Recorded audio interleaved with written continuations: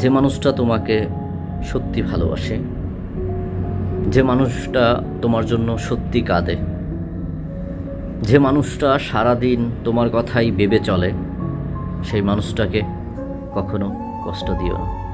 এমন মানুষ তুমি কখনোই খুঁজে পাবে না। এই অসৎ সমাজে তুমি কখনোই এমন মানুষ পাবে না। এটা তোমার ভাগ্য,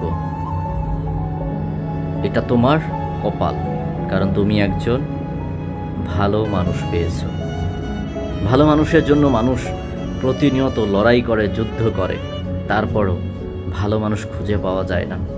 হাজারের মধ্যে একজন এভাবে ছড়িয়ে ছিটিয়ে আছে।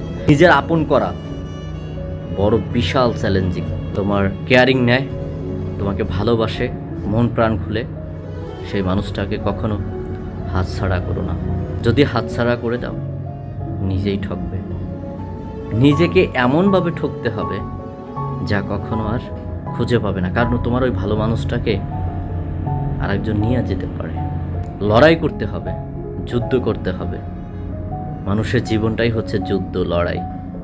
মানুষ কি বলবে, সমাজ কি বলবে, আশপাশ কি বলবে, এগুলো ভাবার সময় নাই। বুঝলে বুঝপাতা, না বুঝলে জীবনটা হয়ে যায় তেজপাতা।